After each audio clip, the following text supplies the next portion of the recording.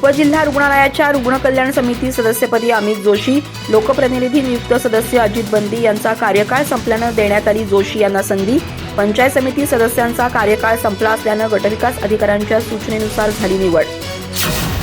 गडिंग्लज उपजिल्हा रुग्णालयाच्या रुग्ण कल्याण समिती सदस्यपदी आरोग्य विभागाकडील आरोग्य सहाय्यक अमित जोशी यांची निवड करण्यात आली आहे. समितीच्या एकूण 7 सदस्यांपैकी 2 सदस्य हे पंचायत समितीचे पदसिद्ध सभापती आणि पंचायत समितीच्या सदस्यांनी निवड केलेले एक लोकप्रतिनिधी असतात.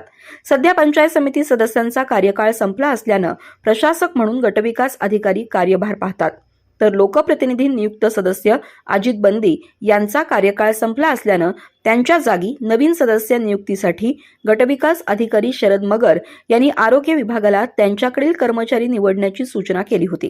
त्यानुसार तालुका आरोग्य अधिकारी डॉक्टर गीता कोरे यांनी आरोग्य सहाय्यक अमित जोशी यांची रुग्ण कल्याण समिती सदस्यपदी निवड करण्याची शिफारस केली आहे.